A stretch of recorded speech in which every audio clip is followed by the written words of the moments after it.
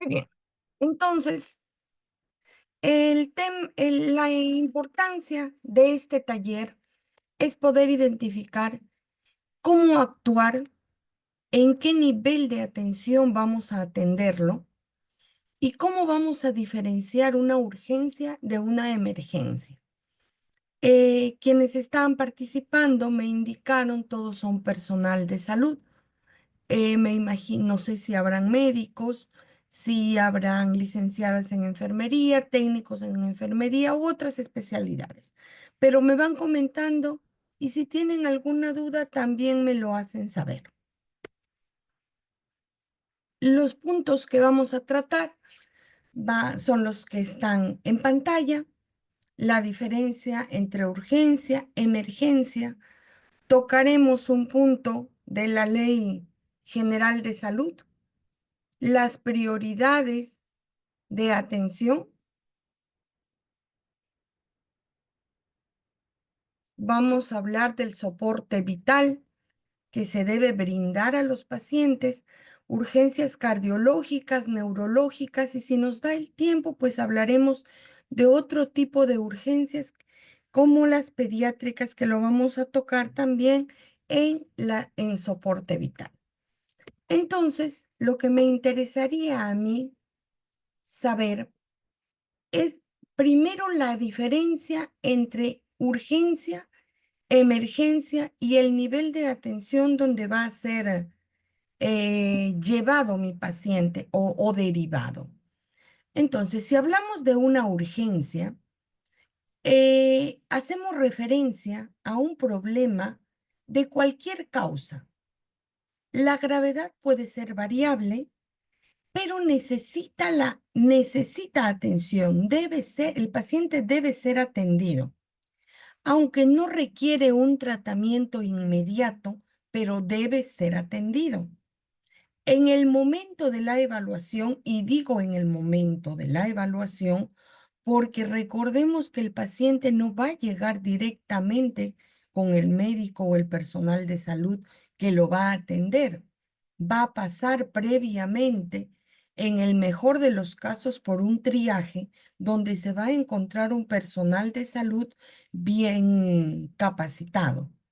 Entonces, al identificar una urgencia, nosotros debemos de saber que en ese momento de la evaluación no tenemos riesgo de vida, que el paciente puede esperar unas horas para su atención, obviamente si tenemos algún evento que requiera de nuestra atención, si no, obviamente, ¿para qué lo hacemos esperar? Si tenemos una emergencia como tal, eso quiere decir que tenemos en nuestro consultorio o a nuestro centro de salud o a nuestro hospital, ha llegado un paciente con peligro de muerte. La vida de este paciente está en riesgo. Debemos de actuar de manera inmediata. Eh, ¿Qué situaciones nos pueden llevar a este caso? Pueden ser algunos traumas, accidentes, algunos desastres naturales, pueden ser alteraciones cardiológicas o neurológicas. Es lo más frecuente en relación al adulto mayor. En relación a niños, pueden ser quemaduras, podemos hablar el atragantamiento o tener un cuerpo extraño que esté obstaculizando la vía aérea. En el caso de pacientes gestantes, podemos tener amenaza de aborto, partos en expulsivo. La atención de los pacientes en urgencia y en emergencia está normada. En nuestro país tenemos normas legales y éticas del Colegio Médico que no podemos dejar de mencionar si vamos a hablar de atención en urgencia y emergencia.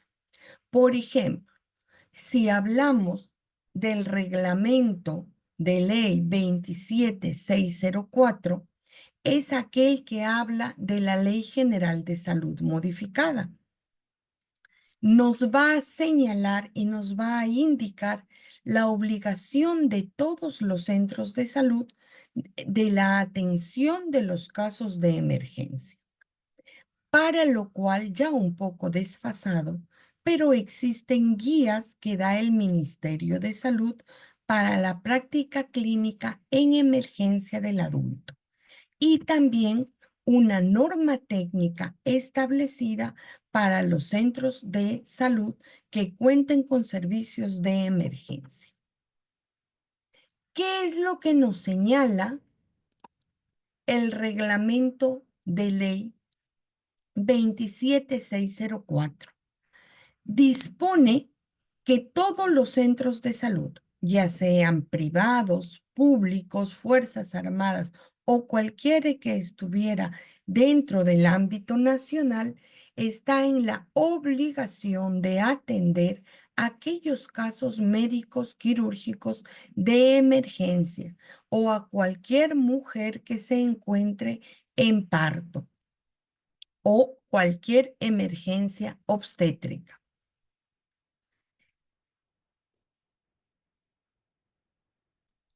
Antes de pasar del reglamento de ley 27604, tenemos que saber que todos los centros de salud tienen que acatar este reglamento. Todos los que estén dentro, se encuentren dentro del territorio nacional.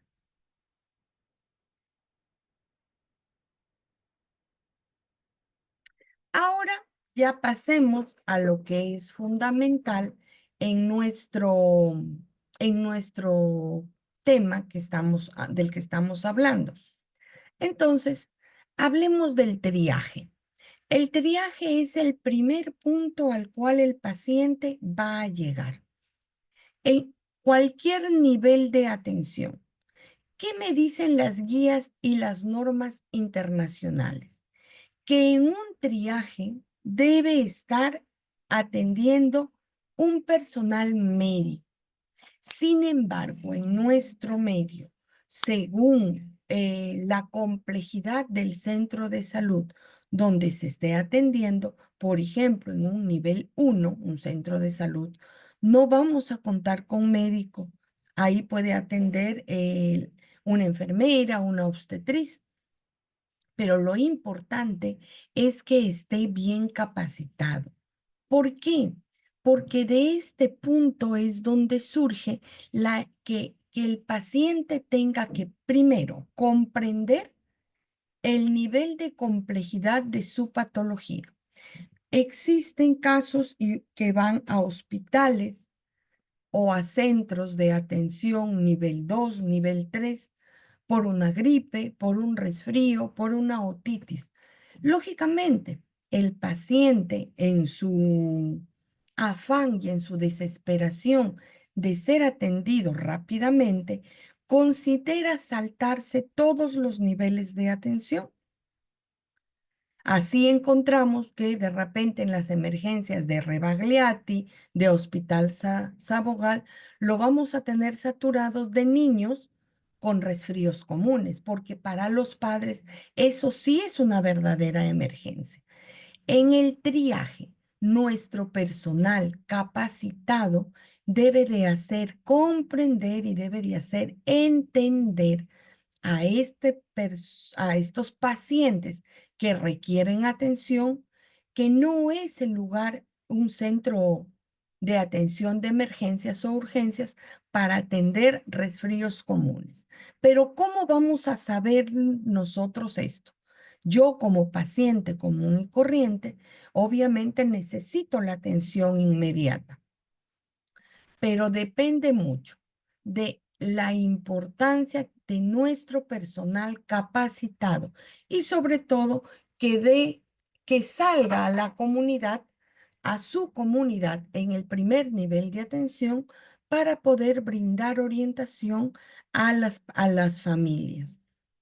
Por eso está ahora la especialidad de medicina familiar. en compañía de licenciados en enfermería, técnicos en enfermería, que van a ser los médicos de cabecera de toda una comunidad para que lo sepan orientar, lo sepan capacitar y lo sepan formar y no lleguemos a saturar los centros de salud con emergencias o urgencias, entre comillas, equivocadas, ¿no? Que pueden ser atendidos en consultorios externos.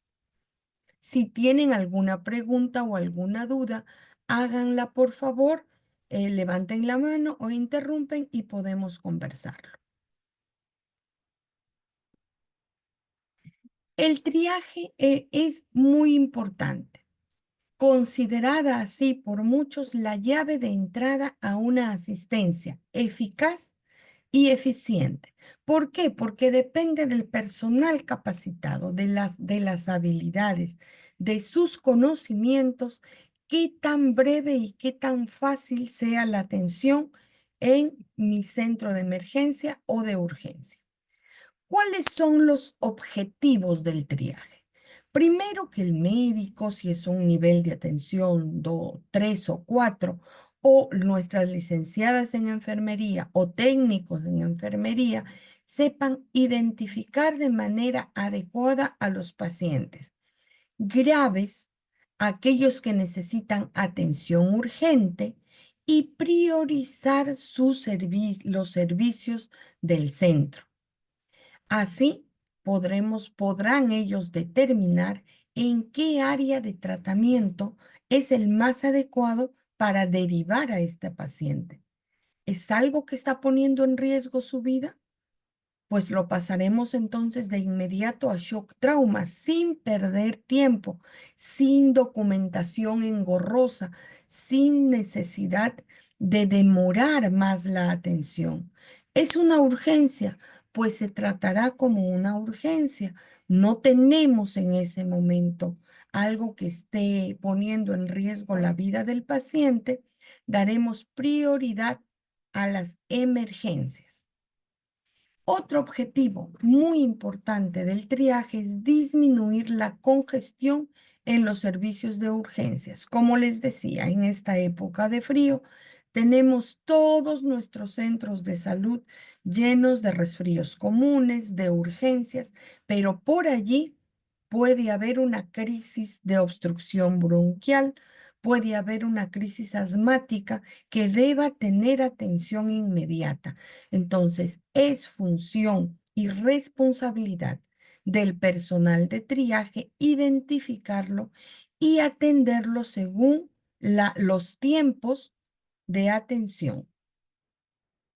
El personal de triaje no debe ser aquel que esté sentado en su oficina. Discúlpenme quienes hacen triaje y espero no dañar susceptibilidades, pero muchas veces se ha visto llegar a un centro y el personal que está en triaje está revisando documentos, está viendo papelería.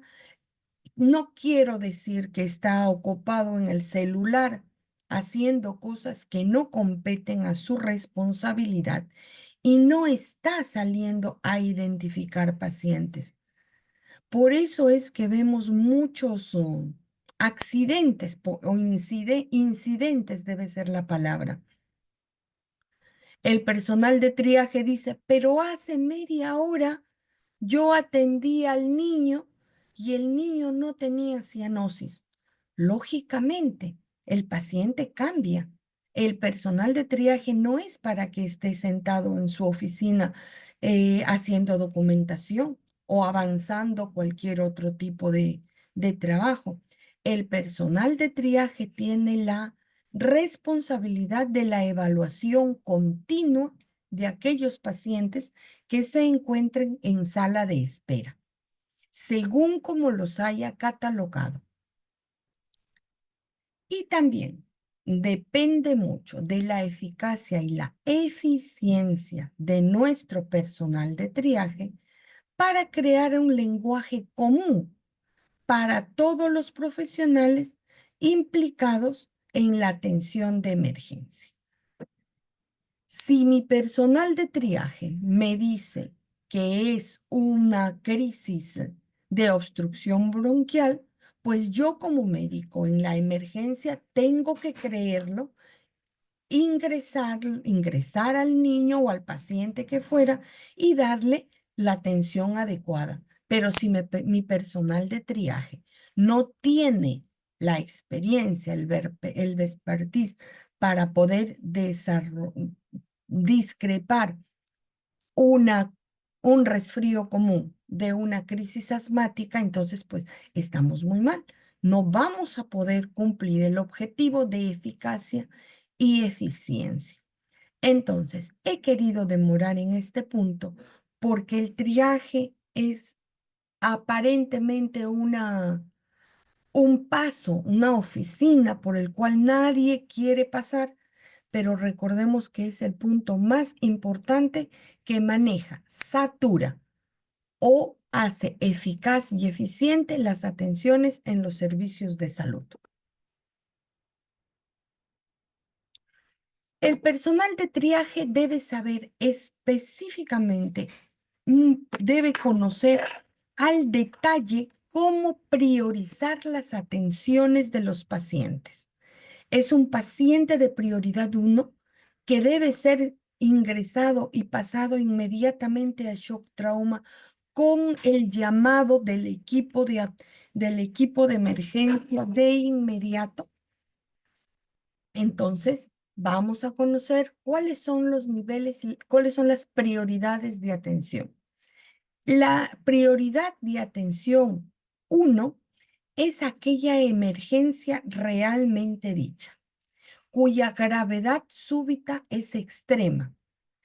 Estamos hablando de un paciente que tiene riesgo inminente de muerte, que si no lo atendemos en los siguientes minutos puede fallecer. Como he colocado acá y he resaltado, debe tener atención médica inmediata. Puede ser pasado directamente a shock trauma, por ejemplo, si es que contamos con un shock trauma, o si estamos en un nivel de atención 1, brindarle el soporte de reanimación o el soporte vital necesario hasta realizar el llamado para la transferencia o referencia a un centro de mayor complejidad. ¿De qué casos estamos hablando? De paros cardiorrespiratorios, algún dolor torácico de origen cardiogénico, por eso es la importancia que en un nivel 1 ya el personal debe conocer a sus pacientes y si es que no lo hacen, poder identificar según los signos y síntomas que el paciente experimenta en ese momento alguien que podamos identificar con arritmias, con compromisos hemodinámicos, tendremos alteraciones de la presión arterial o del pulso. Aquel paciente que tras un trauma o algún accidente tenga hemorragias profusas o quizás hablemos de una hemorragia digestiva activa en ese momento, hematemesis, por ejemplo, perdón, dificultades respiratorias. Un paciente que llegue con tiraje cianótico, polipneico, inmediatamente a trauma shock. Aquellos pacientes que pueden ser traídos a nuestro centro de salud chocados, con crisis hipertensivas, hipotensos quizás, entonces también la atención debe ser como prioridad 1. Requieren, no olvidar, atención médica inmediata. También están catalogados dentro de la prioridad 1 de atención o como emergencia aquellos que llegan inconscientes, sin respuesta a estímulos. Evaluamos según nuestra escala de Glasgow y no vamos a encontrar mayor respuesta, o aquellos pacientes con trauma severo. Según el nivel de atención, debemos de realizar el pase inmediata a shock trauma o la solicitud inmediata de su transferencia a un centro de mayor complejidad si nos encontramos en el nivel de atención 1, o sea, centros de salud o postas médicas, ¿verdad?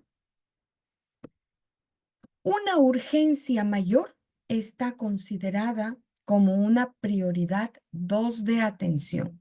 Son aquellos pacientes con cuadro súbito o agudo, existe riesgo de muerte o de complicaciones serias.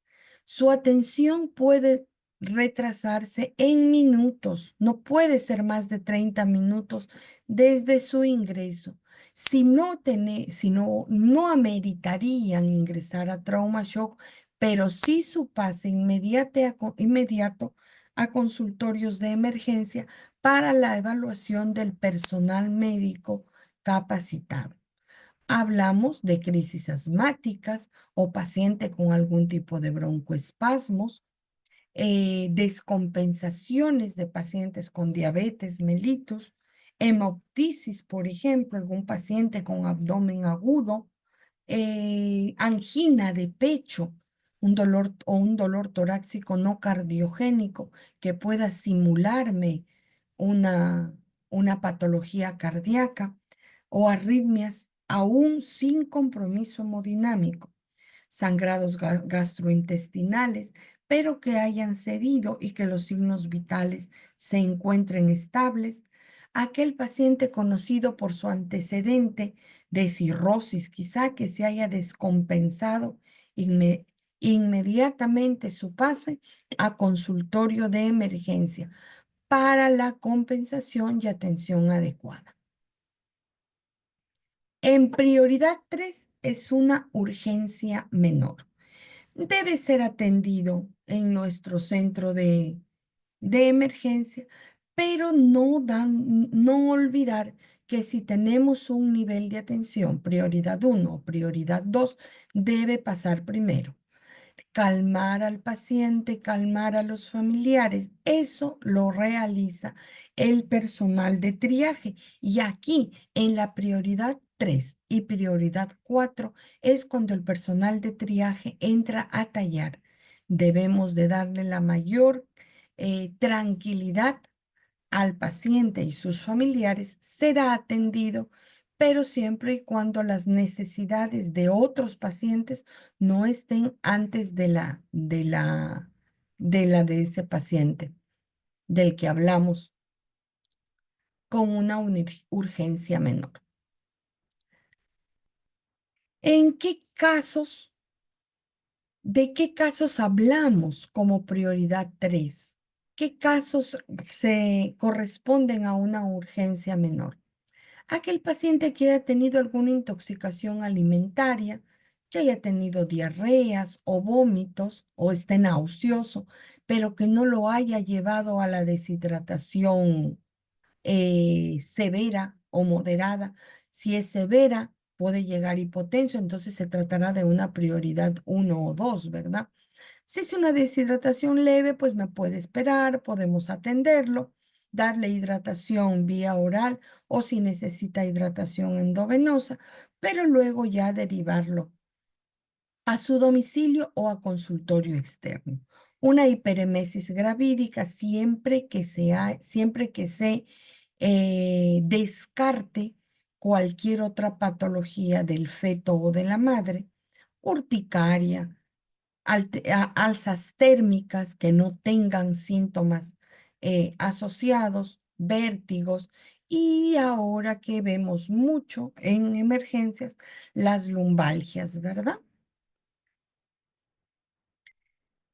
En la prioridad 4 ya tenemos que tener mucho ojo y mucho cuidado. Son patologías comunes, agudas, de presentación aguda, sí, no comprometen las funciones vitales, hay riesgo de que se puedan complicar y este paciente debe ser derivado a consultorio externo.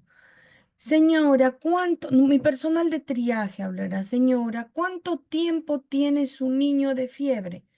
Ah, mi niño tiene 5 días, no puede pasar los alimentos, le duelen las articulaciones. ¿Cuánto tiene de temperatura? Ah, le acabo de tomar y tiene 38. ¿No ha convulsionado? No, nunca ha convulsionado. Ah, entonces puede ser una amigdalitis, puede ser una faringitis simple. Mandémoslo por consultorio externo. Aunque obviamente los padres nos van a hacer la guerra, pero es lo que corresponde y vamos educando al paciente y al familiar. Diferente es el cuadro que sea un caso de una faringitis o una amigdalitis de 5 días de evolución, pero que haya debutado con convulsiones. Eso sí se convierte en una prioridad nivel 2 o nivel 3, según el momento en el que llegue, ¿verdad?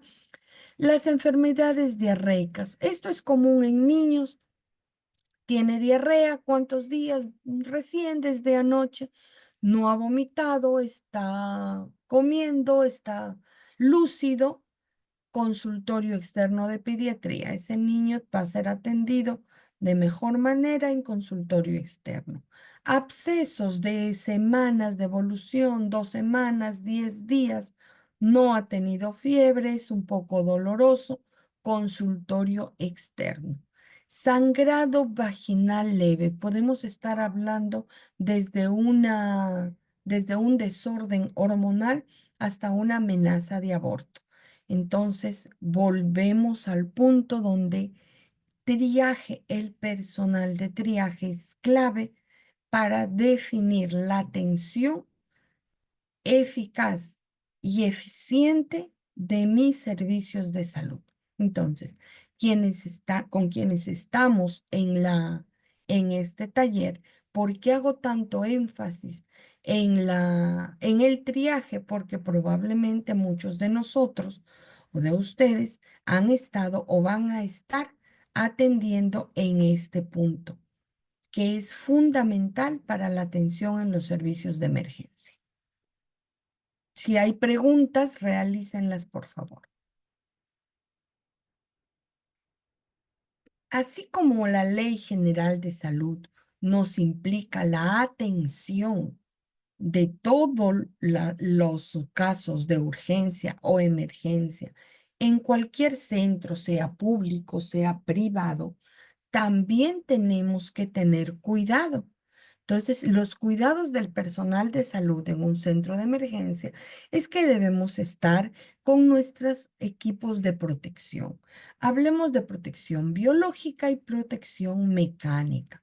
Biológica, pues ante cualquier infección o agente infeccioso, no olvidar guantes al manipular secreciones, mascarillas, utilizar un delantal, lentes para no contaminarnos de secreciones o residuos biocontaminados y no olvidar el lavado de manos. Y la protección mecánica, no olvidar el uso de las técnicas de mecánica corporal y en la protección lumbar.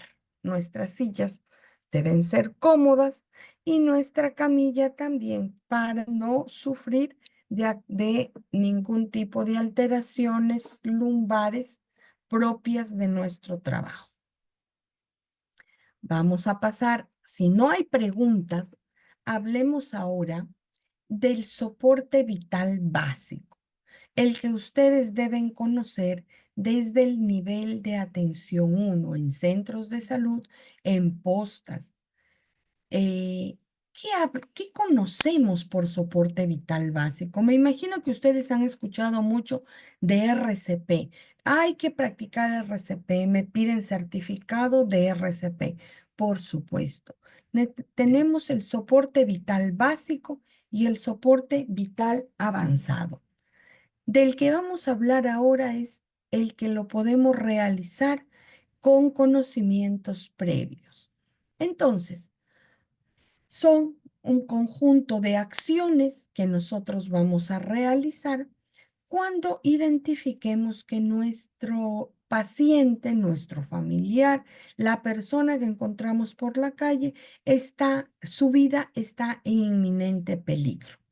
Pero no olvidar que el soporte vital básico implica que debamos de hacer llamada y pedir apoyo para un soporte vital avanzado si así lo consideramos prudente. ¿En qué consiste el soporte vital básico? Primero, identificar la patología. Se está tratando de una simple angina de pecho. ¿Qué características tiene el paciente? Obviamente, si tengo un joven de 18 años, deportista, que lo vemos que está haciendo footing, manejando su bicicleta, y de pronto tiene un dolor precordial, no pensaremos en un paro cardiorrespiratorio, excepto que pensemos que tiene alguna patología cardíaca y que ya llegue a nuestro consultorio, en nuestro centro de salud. Pero, ¿qué pasa si es un paciente adulto mayor, varón o mujer, que llega el familiar a nuestro centro de salud y nos dice, es hipertenso, fumador, lo miramos y es obeso? Por allí en alguna consulta previa alguien dijo que lo identificó como dislipidémico y presenta dolor, ciérrame dolor precordial, brusco, inesperado. Si nosotros vamos a evaluarlo, probablemente lo miremos cianótico, pálido, diaforético. Diaforesis es sudoración excesiva. Vamos a ir a examinarlo y es un paciente que en lugar de recuperar el color se nos pone las mucosas y las uñas moradas, pierde el conocimiento. Evaluamos ojos, tiene pupilas dilatadas y al evaluar pulsos no le encontramos pulso y el paciente está en apnea prolongada, o sea, no está respirando. Podemos sospechar de un paro cardiorrespiratorio. ¿Cuáles son las causas? Las causas pueden ser múltiples. Shock, anafilaxia, puede haber tenido una hemorragia, puede haber tenido una crisis asmática que le desencadenó un paro cardiorrespiratorio, se intoxicó con alguna sustancia, es un deshidratado severo que ha tenido náuseas, vómitos, diarreas de horas atrás y que no se controló o haber sufrido una descarga eléctrica. Lo más común y lo que nuestra mente probablemente voló desde el inicio es un infarto al miocardio, enfermedades coronarias, obstrucción de la vía aérea o algún traumatismo. Entonces, ¿en qué consiste el soporte vital básico? Lo primero que tenemos que hacer es tumbar al paciente al suelo o en una camilla dura. Lo ideal es que esté tendido en el piso. Segundo, revisar la vía aérea. Si tengo guantes a la mano y el paciente no está convulsionándolo, obviamente, inspeccionar la cavidad oral y la nariz para eliminar restos de comida o chicles o alguna sustancia que encontremos. Luego realizaremos la maniobra de reanimación cardiopulmonar. ¿En qué consiste? Primero, verifiquemos nuestro entorno. Segundo, el estado de conciencia del paciente. Si el paciente está consciente y nos puede dar alguna información, obviamente no haremos todavía RCP. Si el paciente está totalmente eh, sí, con pérdida de conciencia, podremos administrarle oxígeno si es que lo tenemos a la mano, verificar si respira, si tiene pulso y si no, procedemos a dar el masaje correspondiente. ¿Cómo? Primero vamos a identificar,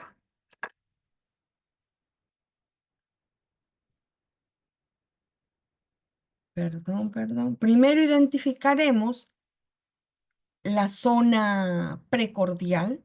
Vamos a identificar el esternón y nos tumbaremos sobre el paciente con los brazos rectos y colocaremos el talón de la mano sobre el esternón. Vamos a utilizar el peso del cuerpo para no cansarnos, porque esto puede ser largo. Pediremos a alguien que mientras nosotros hacemos esto y estamos seguros de que se trata, por ejemplo, de un infarto del miocardio, pedir atención para un soporte vital avanzado o una ambulancia si así lo requerimos y empezar a realizar 30 compresiones con el peso de nuestro cuerpo. Luego identificaremos la vía aérea, si ponerla recta para la adecuada ventilación. Si tenemos un ambú, utilizar el ambú y si no, pues en el extremo realizar la respiración por boca y vía aérea. 2 ventilaciones. Esto va a salvar muchas vidas. Mantenerlo así hasta tener ayuda vital avanzada, ¿verdad? Entonces vamos a ver si podemos ver, ¿pueden ver el video? Es la manera de realizar. 6, 7, 8, 9, 10, 11, 12, 13, 14, 15, 16, 17, 18, 19, 20, 21, 22, 23, 24, 25, 26, 27, 28, 29, 30.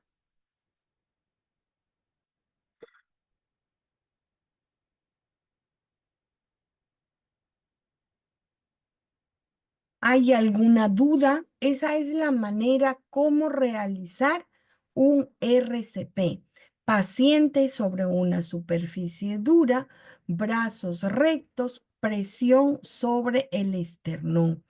Al insuflar, ¿por qué la presión sobre el esternón? Porque inmediatamente detrás está el ventrículo izquierdo.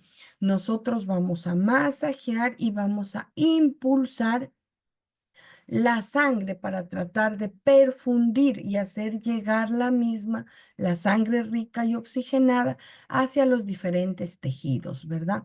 ¿Y por qué la ventilación? Ustedes han visto que al colocar recto al paciente vamos a lograr la distensión de los pulmones. ¿Alguna pregunta hasta acá?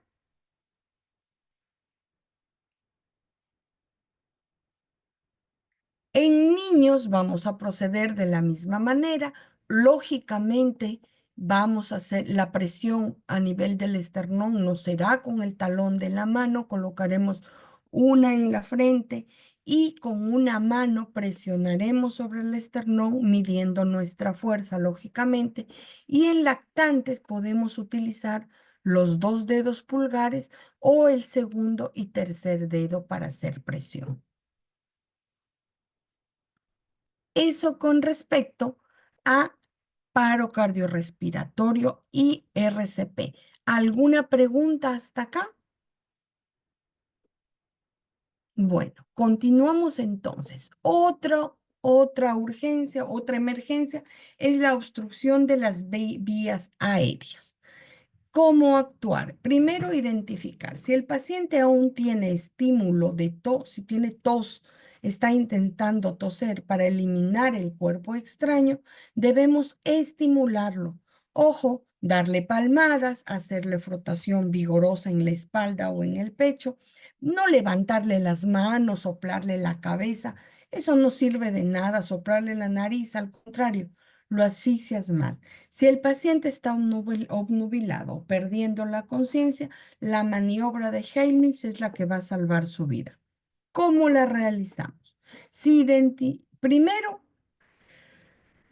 identificar que en la boca no hayan restos de alimentos. Si vemos, en adultos, colocar una mano sobre la otra a nivel de la apófisis del esternón y tirar hacia la parte superior y hacia adentro. En niños, hacer lo mismo, pero tratar de controlar la fuerza para no levantarlos del suelo.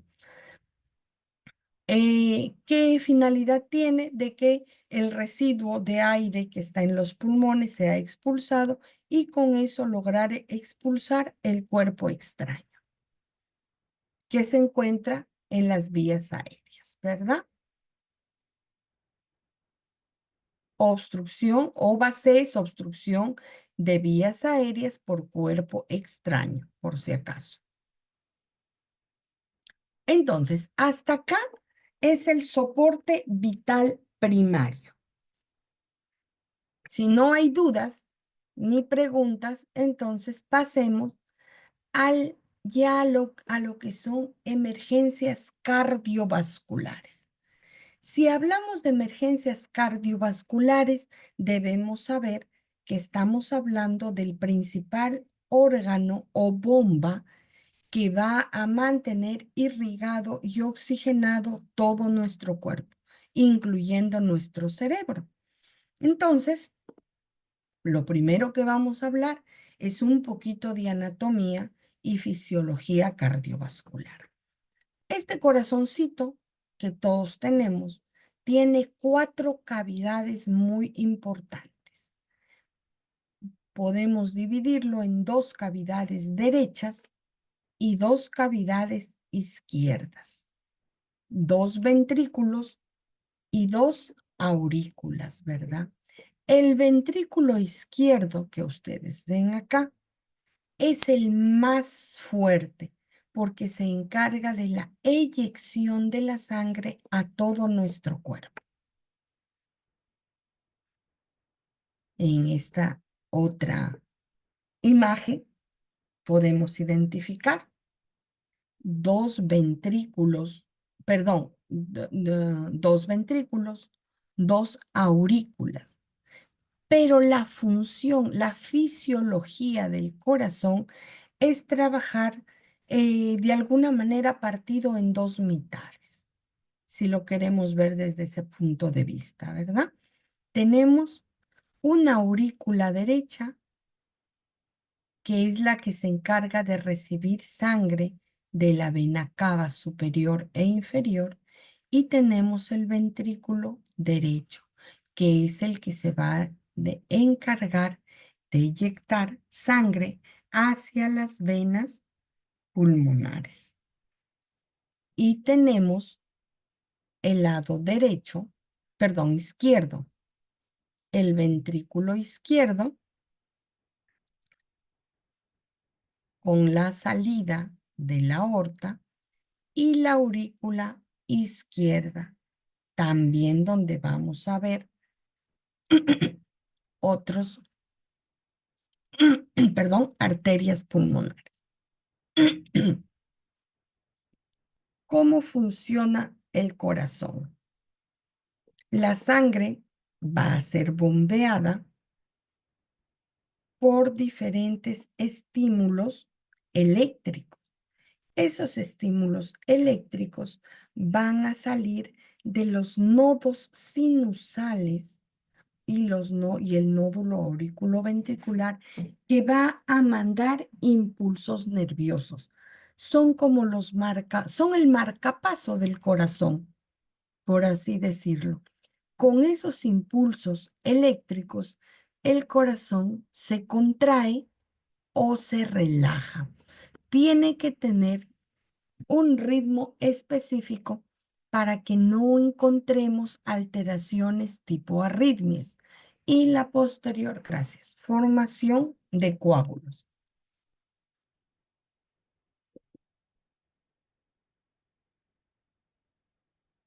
Aquí un pequeño resumen.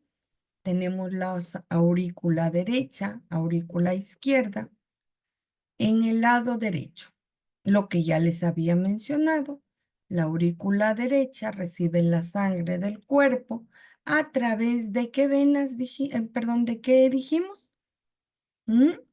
¿Recuerdan? ¿Alguien me responde? Creo que están dormidos. Es importante esto, la vena cava superior. Acá está. Esto es el resumen de lo que hemos hablado, ¿verdad? Y el ventrículo derecho que va a bombear la sangre a los pulmones.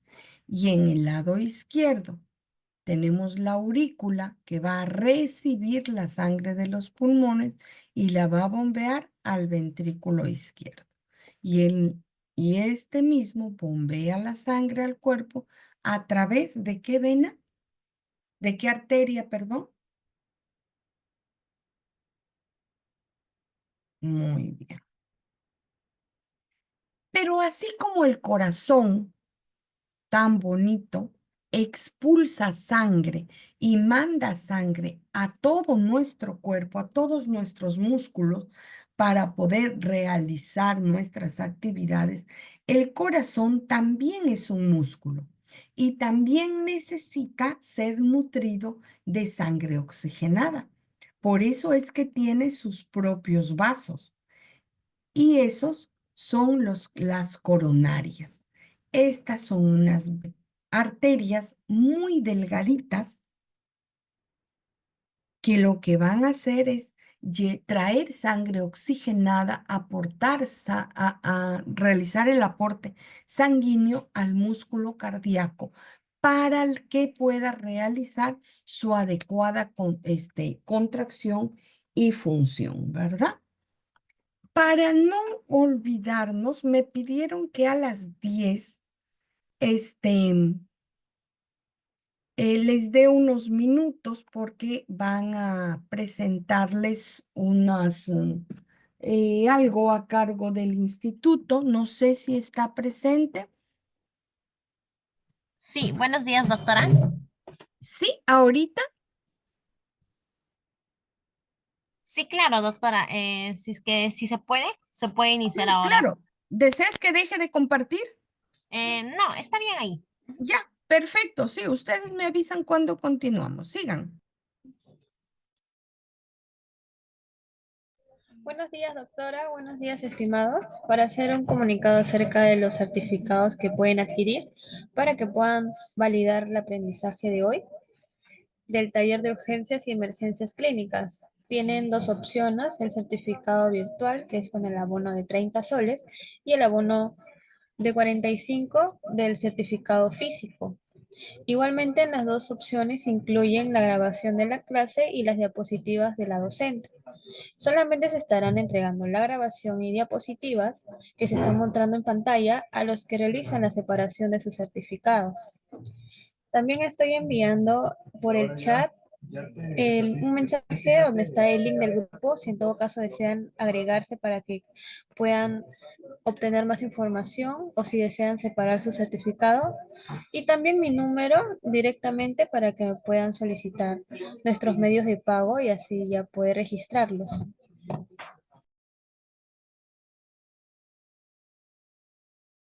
En el certificado recuerden que va a salir el nombre de la doctora, en la cual estamos dictando hoy día la clase. En este caso ya estarían validando este buen aprendizaje que se está dando el día de hoy en la mañana. Gracias, doctora. ¿Ya puede continuar con la clase?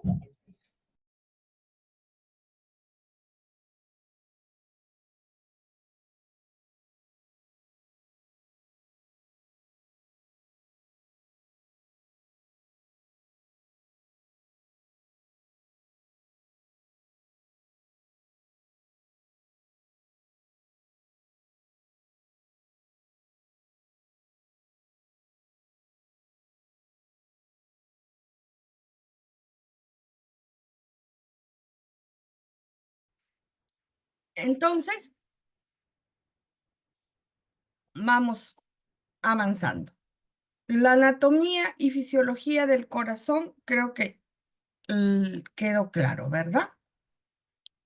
Hablábamos de las arterias que se encargan de aportar sangre al corazón, sangre oxigenada y nutrientes, porque al fin y al cabo recordar que el corazón es un músculo más y un músculo muy fuerte.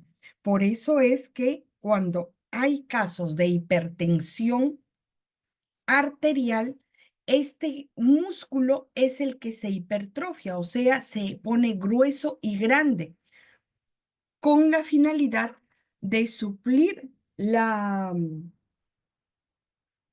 con la finalidad de suplir o de vencer la hipertensión de las arterias. Dame un minuto, justo me han mandado un mensaje de ahí del centro. Ah, está bien. Continuamos, Melissa.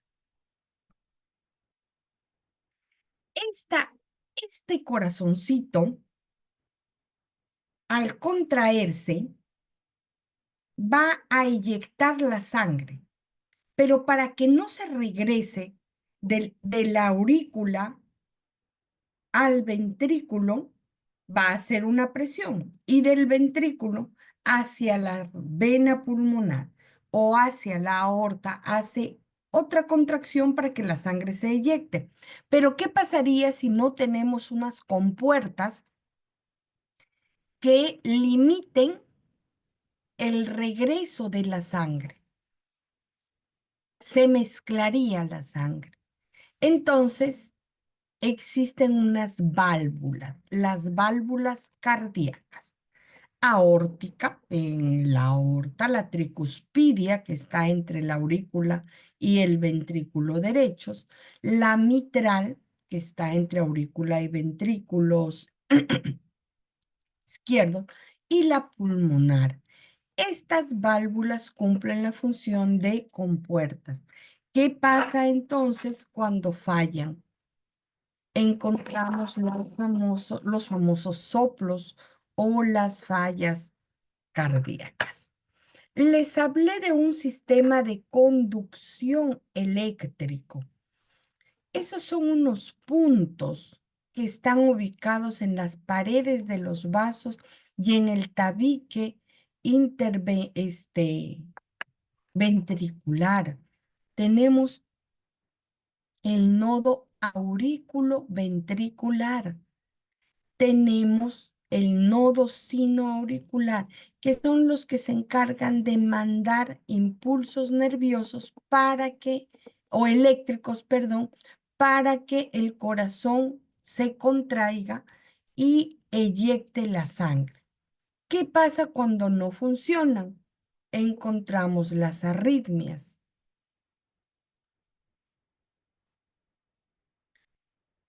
¿Cómo nosotros identificamos que el corazón está funcionando de manera adecuada?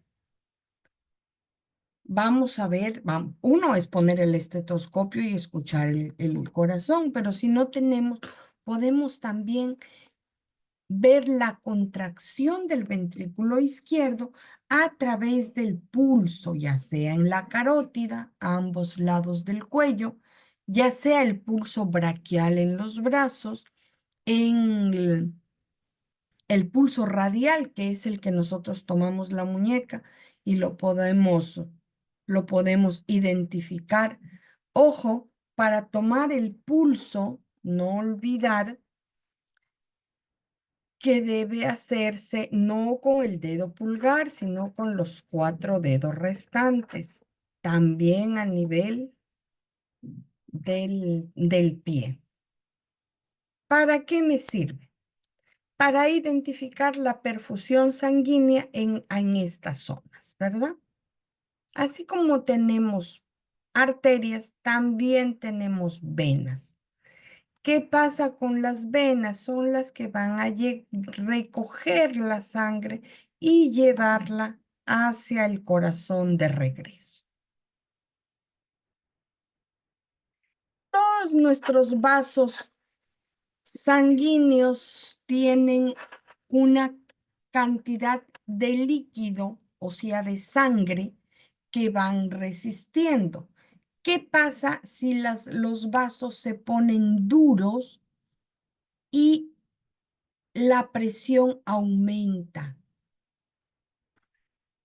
Puede ser, y la presión aumenta. Entonces ahí vamos a encontrar alteraciones en la presión, ya sea sistólica o diastólica. ¿Y en qué se va a traducir en nuestro paciente? Si aumenta, hablaremos de hipertensión. Si disminuye, hablaremos de hipotensión.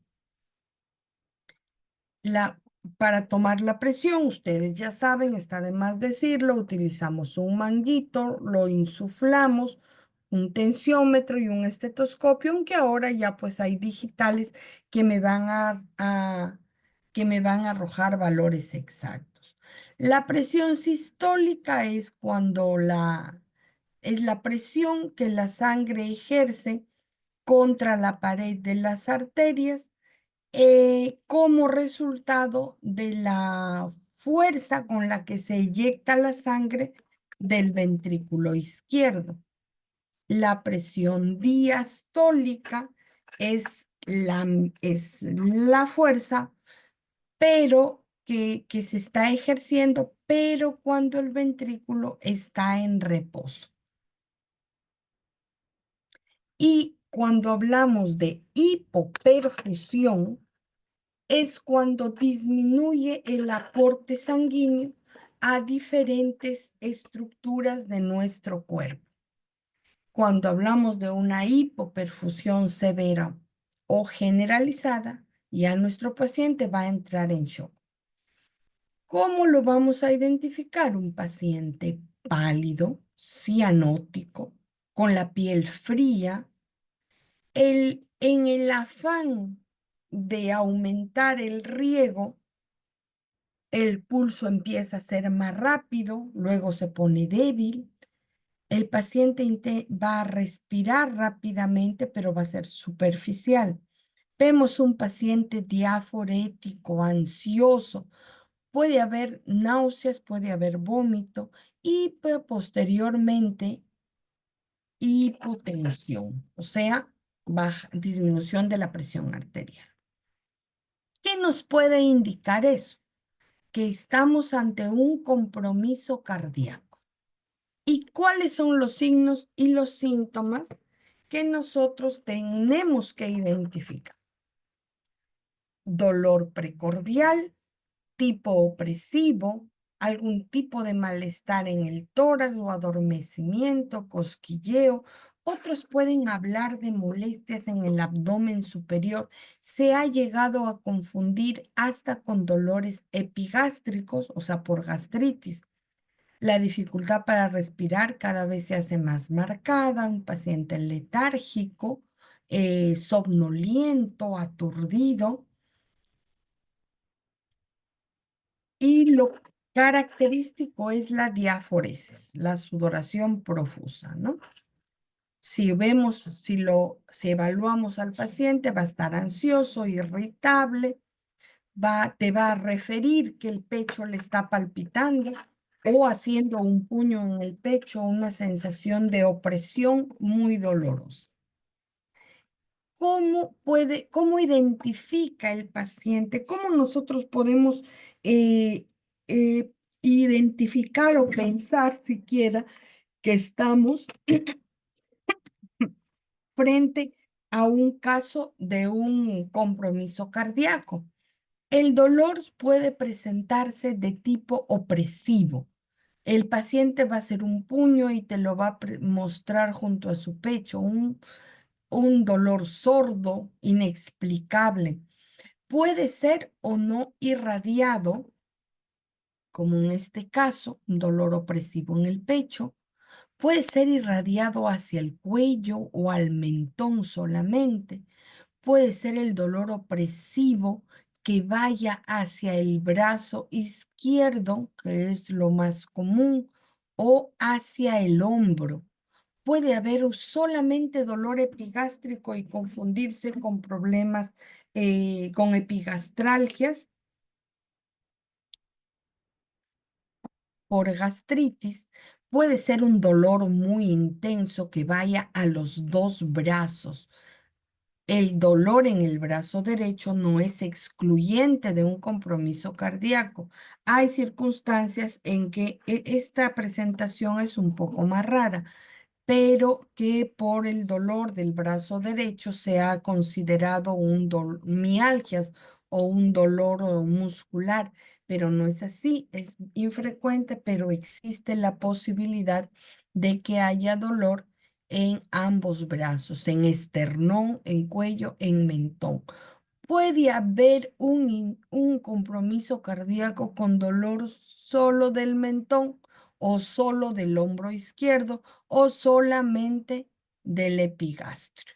Entonces, hay que considerar cuando un paciente nos menciona este tipo de alteración, sordo y opresivo en el pecho. Si va acompañado de los otros signos que mencionamos, pues lógicamente ya no podemos dudarlo más, ¿verdad? ¿Qué es lo primero que tenemos que hacer? Lo primero es administrar oxígeno, 15 litros por minuto, con cánula, con lo que tengamos. Lo primero que tenemos que hacer cuando llega un paciente con estas características es administrar oxígeno. Tratar de calmarlo, dar tranquilidad, tratar de investigar sus antecedentes. Esta alteración, este compromiso cardíaco, ¿a qué se debe? Hemos visto que puede ser debido a un shock, a un shock hipovolémico, puede ser por intoxicaciones, por ingesta, por contusiones, por traumas, o puede ser por una cardiopatía. Si el paciente aún está consciente, lo que tenemos que hacer es calmarlo, darle tranquilidad y tratar de obtener la mayor cantidad de información posible. Si no es del paciente, de los familiares. La posición más adecuada para colocarlo es con la cabecera elevada. Si quienes somos personal médico, debemos administrar al paciente nitroglicerina o isosorbide.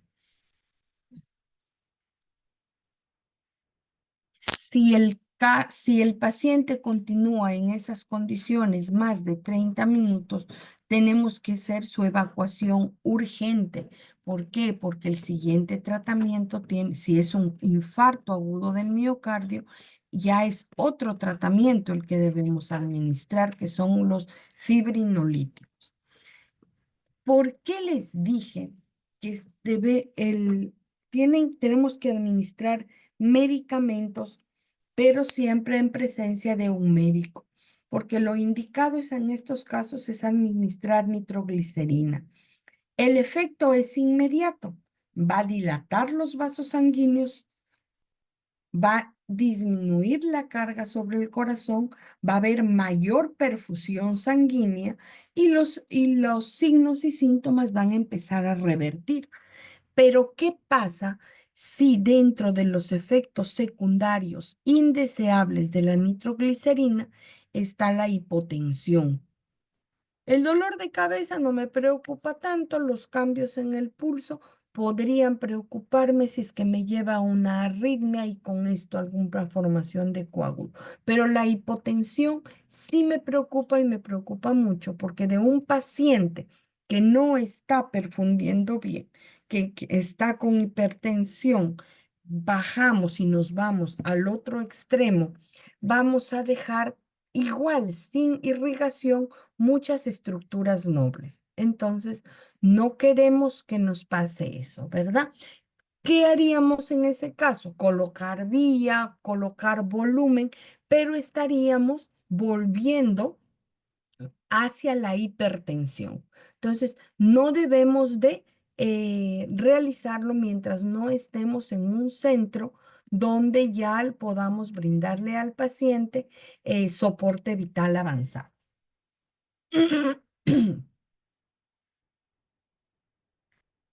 ¿Qué de diferencia hay con una angina temporal de pecho? ¿Alguien me puede decir qué diferencia hay entre un paro cardíaco, un infarto del miocardio y una angina de pecho? La angina de pecho significa dolor de pecho. Puede ser un dolor de las características que hemos visto, un dolor sordo, un dolor opresivo. El paciente va a llegar o va a venir ya después del acontecimiento y te va a describir tal cual un infarto. Pero pasó unos 10, 15, 20 minutos y el paciente ya está tranquilo, lógicamente está asustado, puede estar con hipertensión en ese momento. ¿Qué pasó? ¿Qué es una angina de pecho? Recuerdan que cuando vimos la anatomía, dijimos, vamos a regresar, dijimos que este músculo se nutre de unas pequeñas arterias que son las arterias coronarias. ¿Qué pasa cuando no esas arterias coronarias se han taponado por cualquier causa?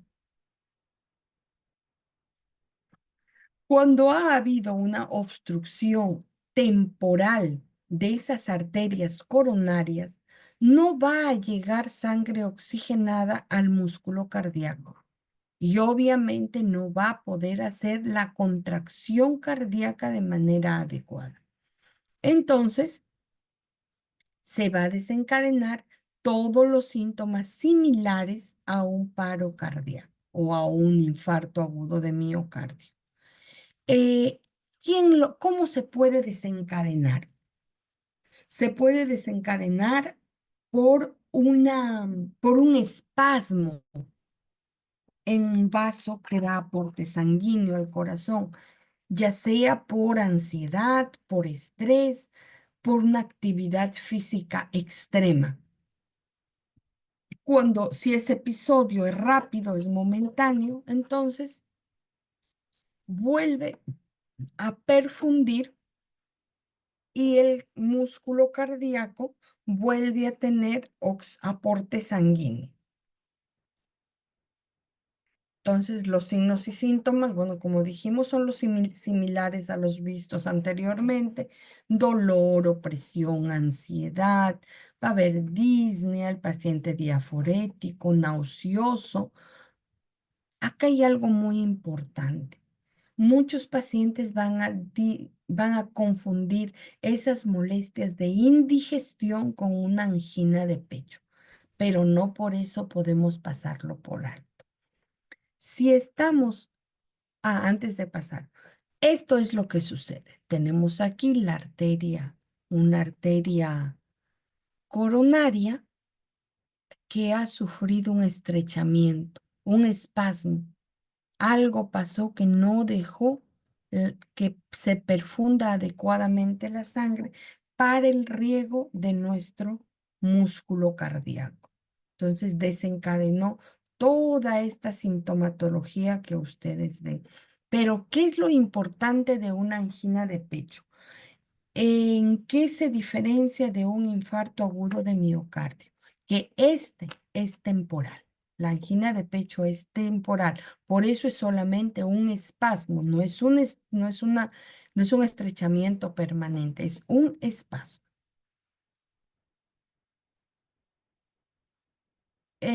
Tratamiento. Bueno, en el tratamiento lo que se tiene que hacer son ansiolíticos, antidepresivos. Obviamente se tiene que realizar un electrocardiograma, referir al paciente, que es que ya pasó, si ustedes están en el primer nivel de atención y ya pasó la crisis, referirlo a consultorio externo de cardiología o medicina interna como mínimo, ¿verdad? Y ahora, ¿qué de diferente hay con un infarto agudo del miocardio? ¿Cuántos pacientes no han llegado a su consultorio diciendo, uy, tuvo un ataque al corazón, mi papá, mi mamá tuvo un ataque al corazón? O pacientes, el mismo paciente llegó diciendo, tuve un ataque al corazón. Entonces hay que aprender a diferenciar. Si vemos un paciente que llega chocado, pálido, diaforético, camino a perder el conocimiento, estamos frente a un infarto agudo del miocardio. Y si estamos frente a un paciente que nos da todas estas características, pero que nos dice que le duró unos 20 minutos y que ya le pasó, habremos estado frente a una angina de pecho, ¿verdad? que ya, si el paciente tú lo ves ya tranquilo, que el dolor va cediendo, una angina de pecho, que no tendría por qué ser derivado a un centro de salud de mayor complejidad, sino a la emergencia, sino a un consultorio externo, ¿verdad? Entonces, ¿qué pasa en un infarto agudo del miócardio? Que se ven afectadas acá también son las arterias coronarias, pero estas ya no son por un espasmo, es por una estrechez permanente. Lo más común es que sea por un coágulo o puede ser también porque su luz se ha visto estenosada o disminuida por placas ateromatosas, o puede ser por un ateroma que ha viajado por la sangre y ha taponado, produciendo así la disminución de la perfusión sanguínea al músculo cardíaco y posterior isquemia. Puede ser reversible, sí, pero tenemos que actuar de inmediato administrándole unos medicamentos llamados fibrinolíticos. ¿Qué es lo que van a realizar?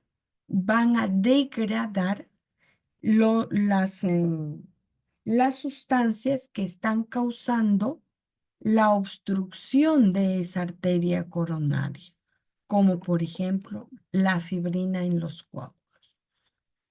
Cuando un infarto agudo del miocardio dura más de 30 minutos, aún en reposo, entonces me puede confirmar un infarto agudo del miocardio.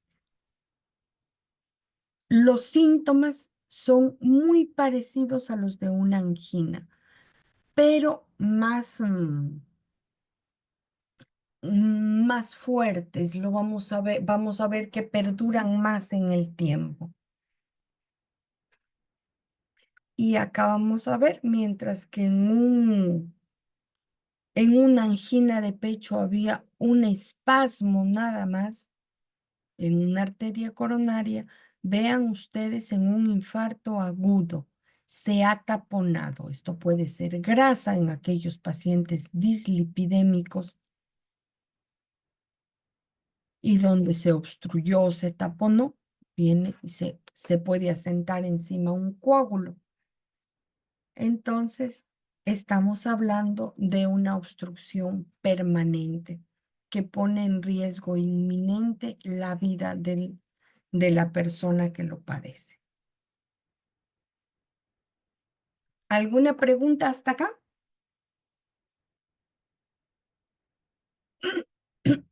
Dame un minutito, por favor. Necesito un poquito de agua.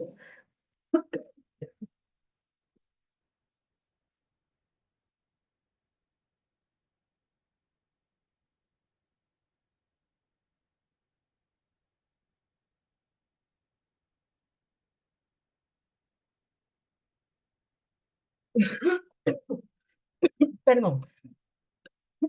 Entonces, continuamos ahora. Si no hay dudas con respecto a las emergencias cardiovasculares, porque obviamente hemos hablado de las más frecuentes, si no,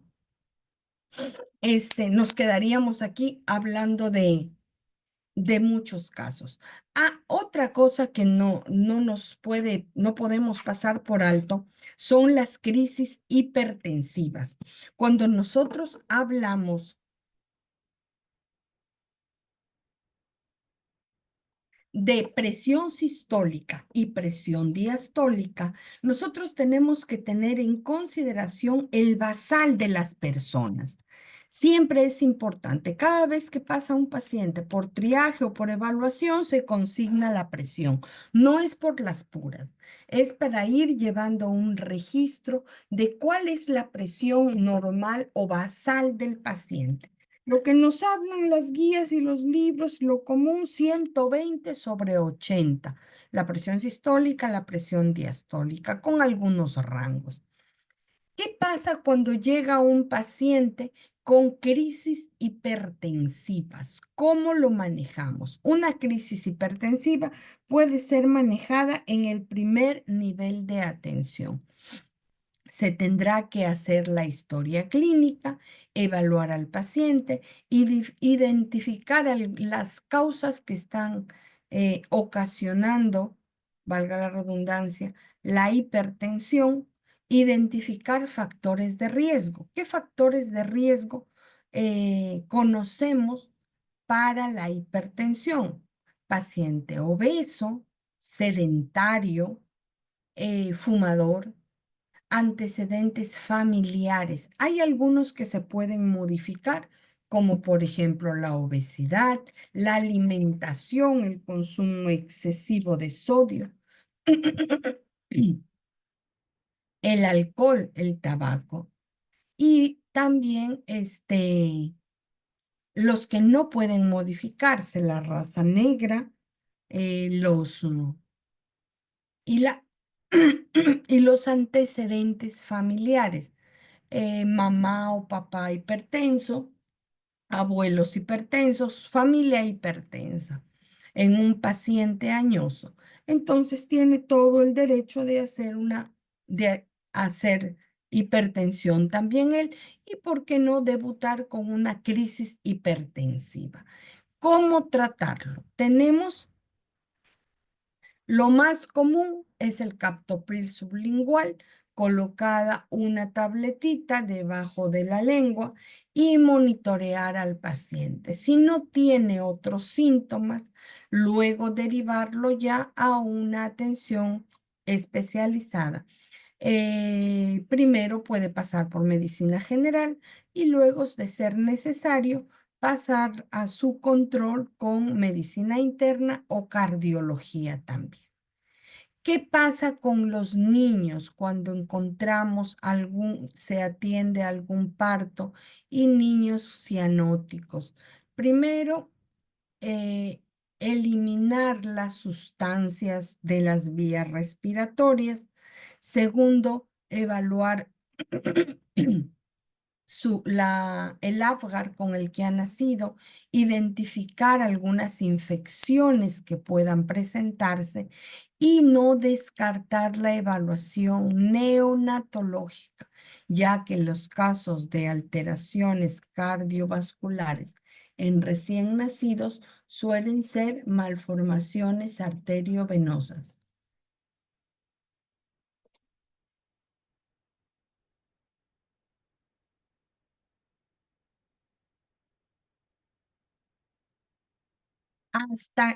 Con eso sí hemos terminado las emergencias cardiovasculares. ¿Tienen alguna pregunta? Algo lo pueden hacer por el chat. Antes de pasar a rápidamente, porque el tiempo nos gana, a las emergencias neurológicas. Cuando hablamos de emergencias neurológicas, tenemos que saber que son aquellas que se presentan en el sistema nervioso central y a nivel medular. A nivel del sistema nervioso central, lo más frecuente es que sea por contusiones, por accidentes, de tal manera que tenemos accidentes cerebrovasculares, isquémicos y hemorrágicos. ¿Cómo vamos a identificar? Puede ser a cualquier edad.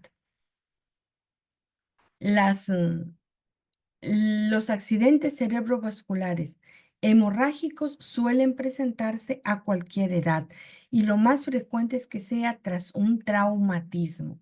Entonces, en el primer nivel de atención, tendremos a un paciente que llega con la historia o el antecedente de haber sufrido un trauma. Pueden desencadenarse diferentes acontecimientos. Puede llegar un paciente que convulsionando, con vómitos o tras no haber pasado mucho tiempo de la contusión o puede llegar, o puede ser otro escenario de un paciente que tuvo ya horas, incluso más de 24 horas de una contusión, que ha perdido el conocimiento o que está somnoliento y que llega con náuseas y vómitos.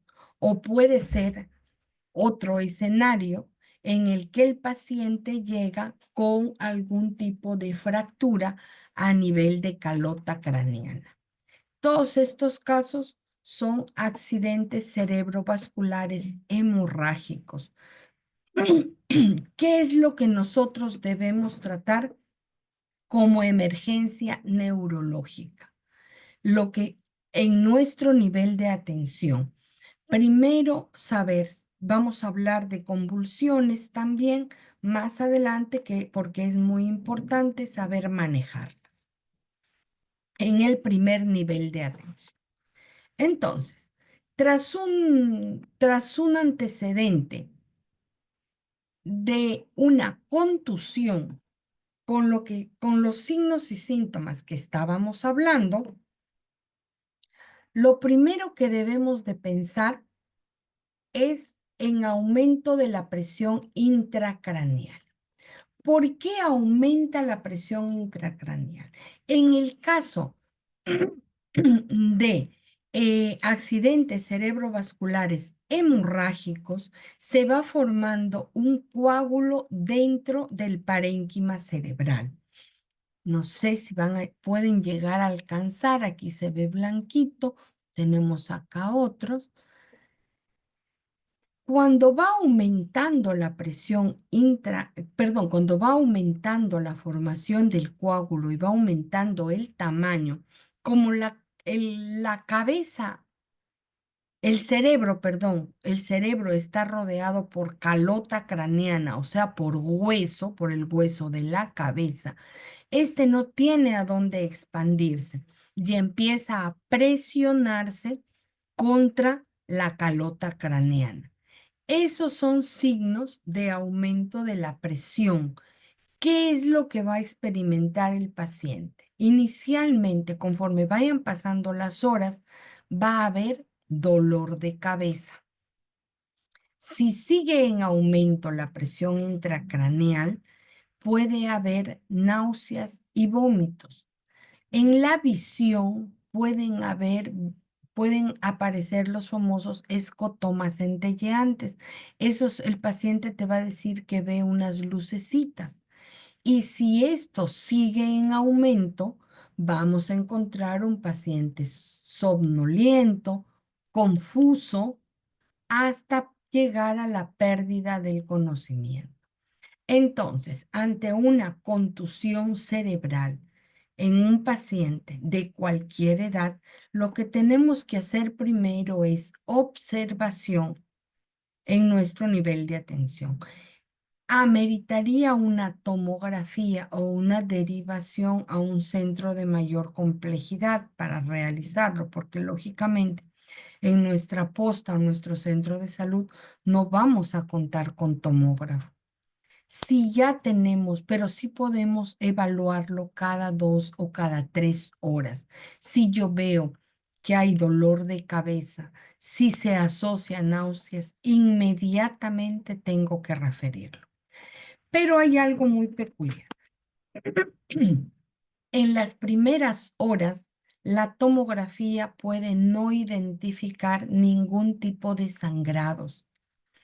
Entonces, en la primera tomografía, luego de las siguientes horas de la contusión, no vamos a identificar ningún tipo de accidente cerebrovascular hemorrágico, pero sí vamos a poder identificarlo luego del pasadas 4 a 5 horas. Y también vamos a poder identificar ya el aumento de la presión intracraneal.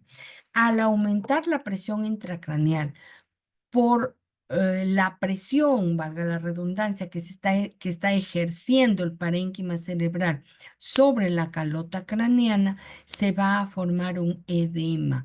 así como cuando nos hacemos un chinchón en la frente por un golpe y se va hinchando, así se va hinchando internamente.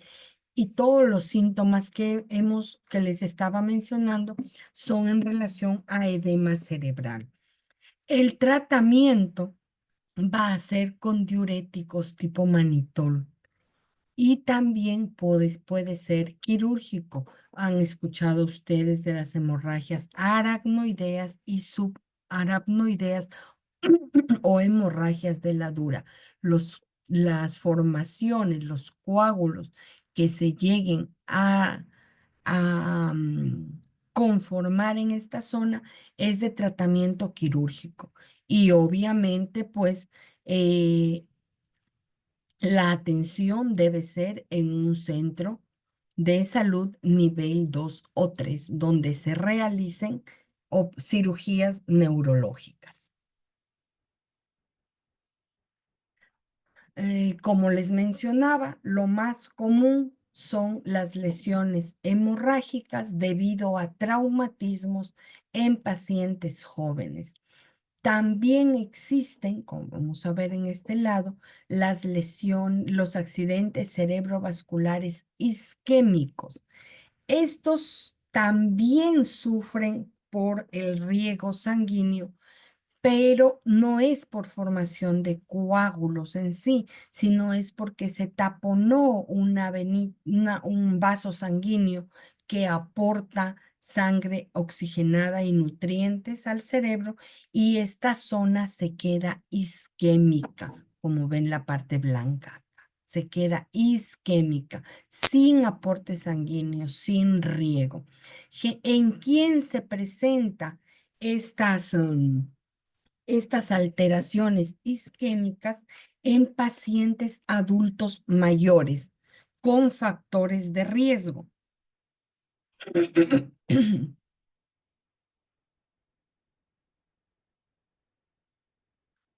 A- lo más frecuente y catalogado dentro de las emergencias son los traumatismos y los ACVs isquémicos, pero también el aumento de la presión intracraneal puede tener otras causas, como la presencia de tumores cerebrales que que van a llevar al aumento de la presión a nivel intracerebral.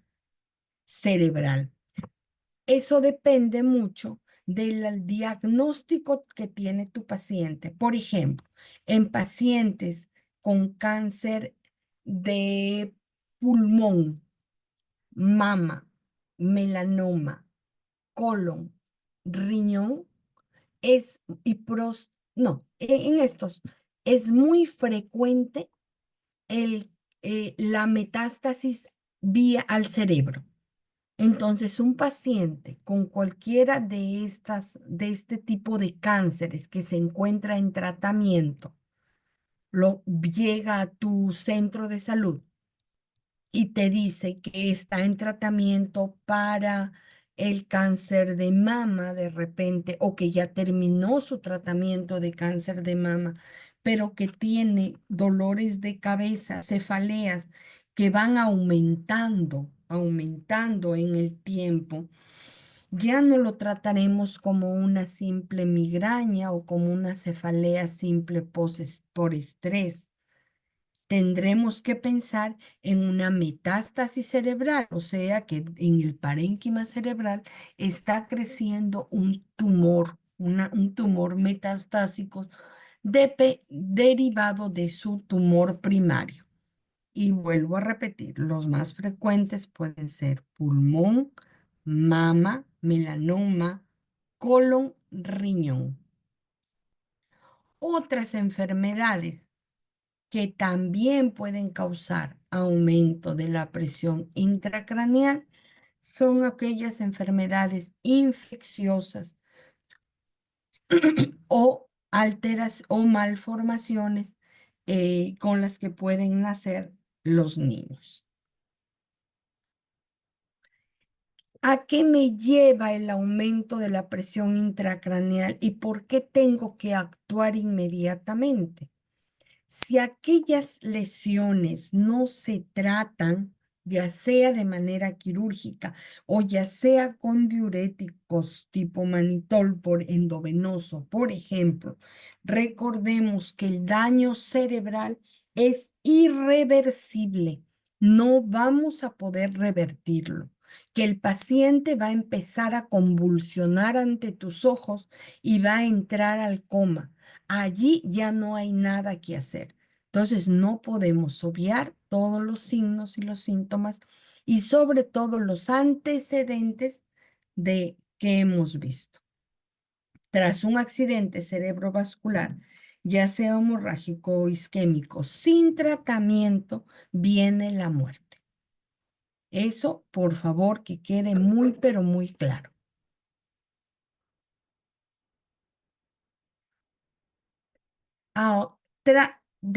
En los traumatismos también puede haber compresión a nivel de la médula. Ojo, esto es muy importante. Si tenemos un paciente politraumatizado, te llega a tu centro de salud o a tu consultorio, un paciente tras un accidente, una contusión, una caída, tratar de movilizar lo menos posible la columna. ¿Por qué? Porque nosotros tenemos aquí los cuerpos vertebrales.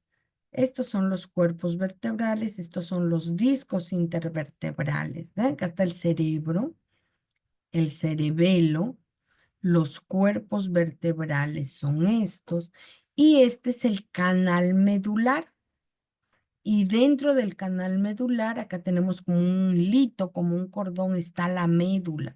La médula de la cual se extiende desde la primera cervical o desde la salida del agujero magno del occipital, como vemos acá, desde la salida y discurre por todo el canal medular hasta la columna lumbar. Y de allí emergen filetes nerviosos que van a dar la movilidad y la sensibilidad a todo nuestro cuerpo, a nuestro cuello, a nuestros brazos, al dorso, al abdomen, a las piernas, a la vejiga, al esfínter anal y vesical.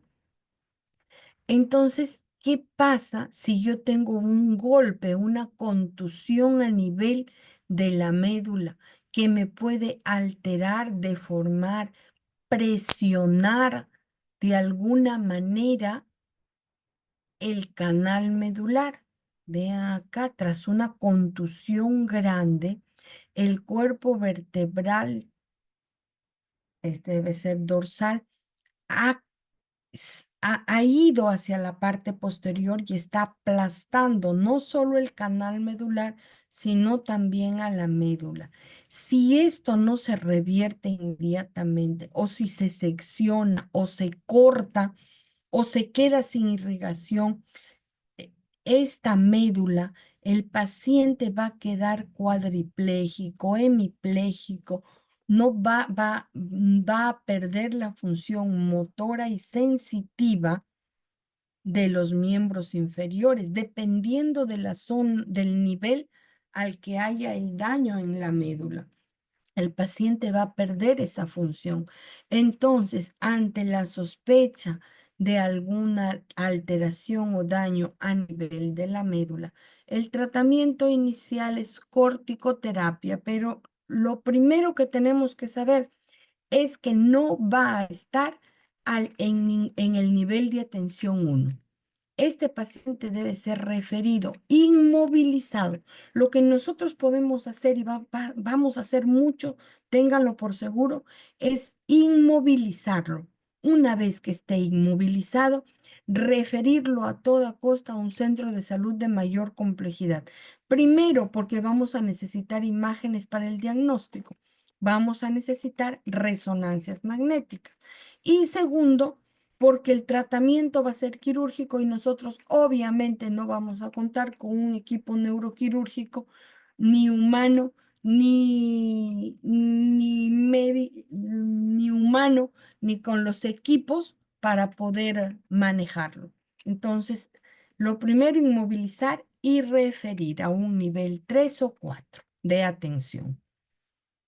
Este tipo de alteraciones se da por otras causas, también se da por otras causas. El cáncer es otra de ellas, pero quedémonos en nuestro nivel, que son la mayoría por traumatismos.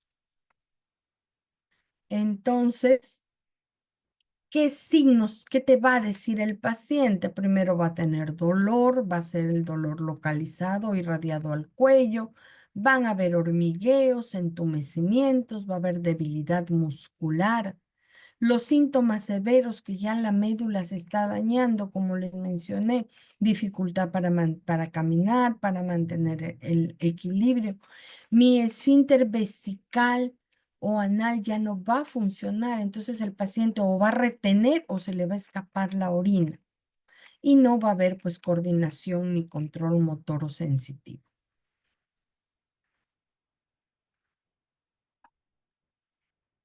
Las causas son las contusiones, discos herniados, estenosis, tumores, las fracturas de la columna, enfermedades degenerativas.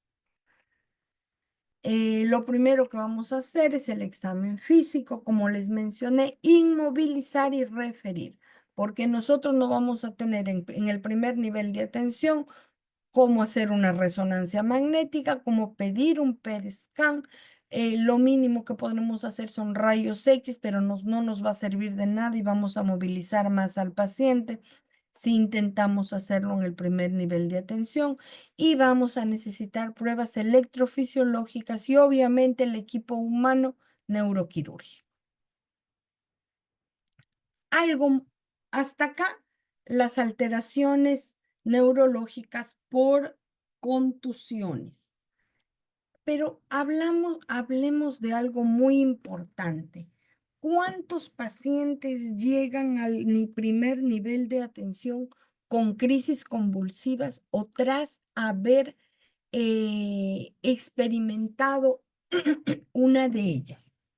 Ya sea convulsiones febriles en niños, ya sea por consumo de sustancias tóxicas, ya sea posterior a un traumatismo, cualquier causa,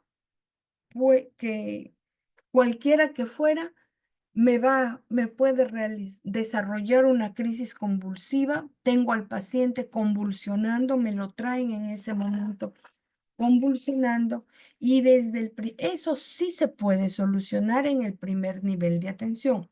Lógicamente, en el primer nivel de atención no se podrá determinar si son, si son si es una crisis epiléptica o qué tipo de epilepsia tiene o el tratamiento, pero las crisis convulsivas sí se pueden manejar y se deben manejar en ese momento. Entonces, ¿cuáles son las causas? Lo principal son las contusiones.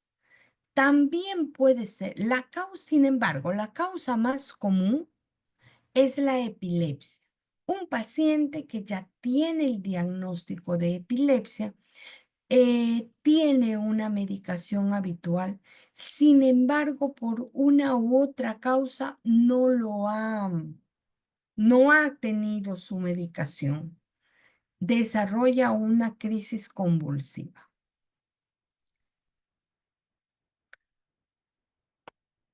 Otra causa es el daño cerebral por las lesiones traumáticas que ya hemos visto anteriormente. El paciente puede llegar o puede convulsionar ante sus ojos, o puede ser los tumores también, o las causas infecciosas. Un paciente, sobre todo en niños o adolescentes, un paciente con fiebre que debuta con convulsiones.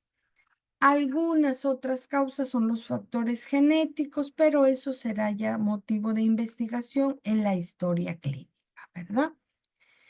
Otras causas de convulsiones son los desequilibrios hidroelectrolíticos. Puede ser que estuvo haciendo dieta, consumiendo algún tipo de de sustancias tóxicas o consumiendo mucha agua para bajar de peso por algún tipo de desorden psicológico o psiquiátrico.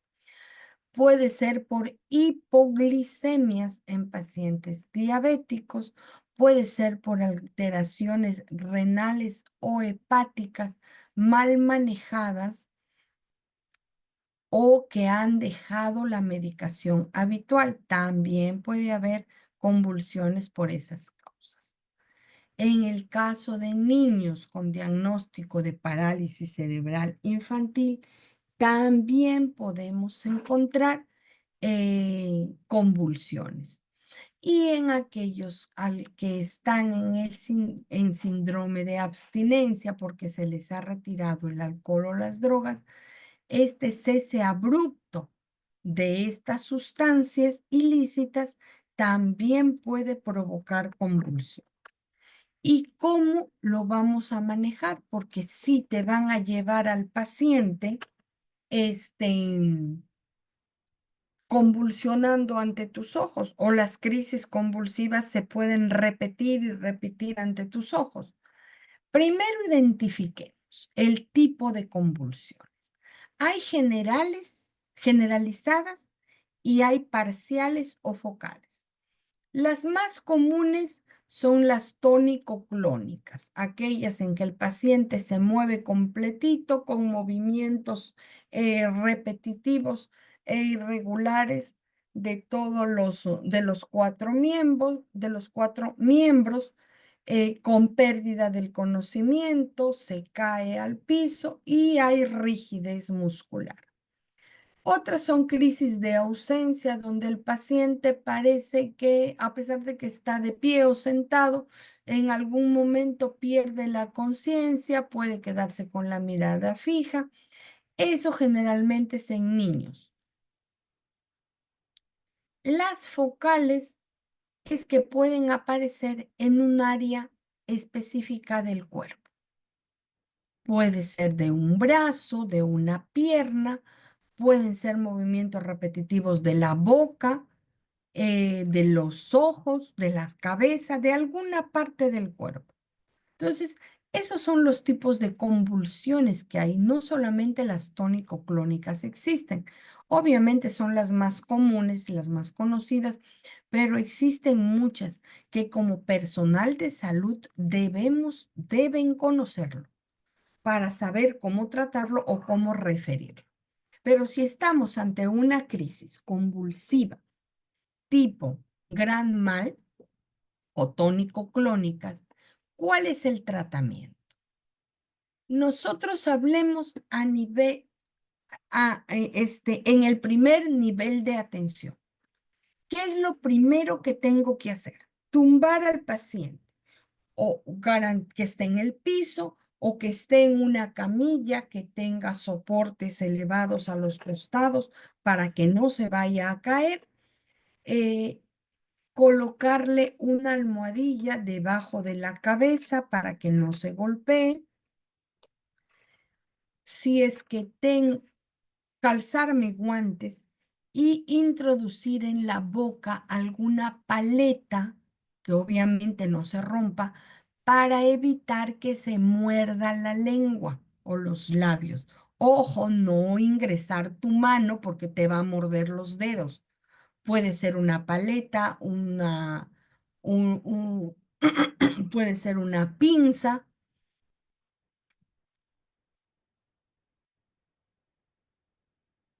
Tras haber inmovilizado a este paciente, podemos colocarlo de cúbito lateral o al menos voltear la cabeza para evitar que se pueda aspirar con sus propias secreciones. Si contamos con un equipo de aspiración, también. A la par, alguien tiene que ir ayudándome con los medicamentos de primera línea. ¿Cuáles son los medicamentos de primera línea? Lorazepam o diazepam.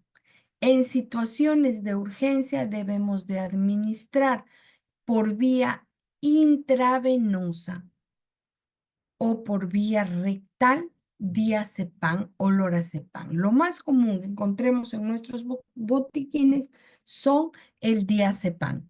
Va a tener un control rápido de las convulsiones.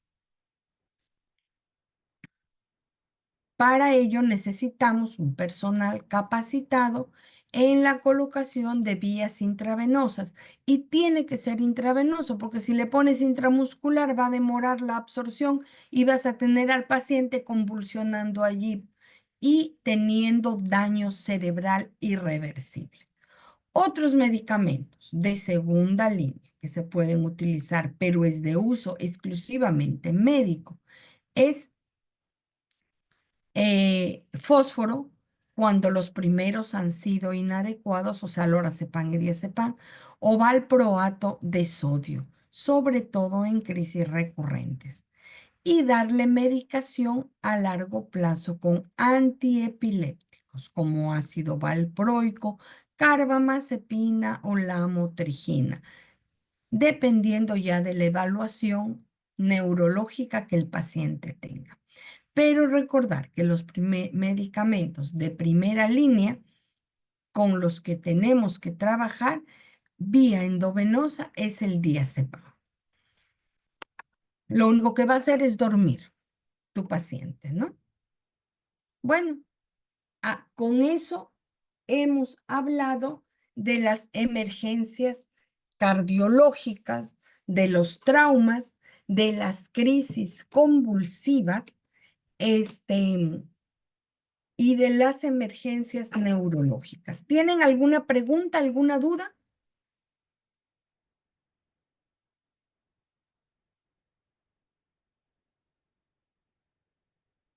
Muy bien. Entonces, si no hay dudas y no hay preguntas, estamos terminando la charla. Espero que les haya sido de utilidad y les haya servido. Como ustedes ven, es un tema largo, muy largo, eh, como para tratar en un solo taller.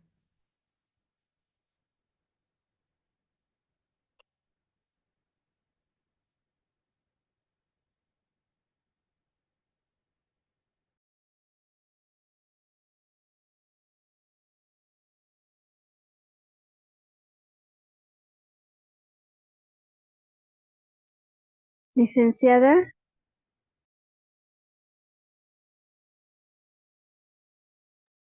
Hola, buenos días, dígame. buenos días. Una consulta. Mi mamá hace poco se cayó y tuvo, bueno, le diagnosticaron que tenía hematoma subdural, laminar, así, ya, algo así, pero ya salió de alta todo, pero ella, solamente le dieron paracetamol para que le calme el dolor, así. ¿Usted sabe otra pastilla o no hay nada para que, pues, ese coágulo dice que se ha quedado en la cabeza? O va a salir solo. Para empezar, tú, en este tipo de casos, el diagnóstico es con imágenes. Tendrías que sacar una nueva resonancia actual para poder ver en qué situación se encuentra ese coágulo. Si fue laminar, probablemente ya se ha reabsorbido, si no tiene sintomatología.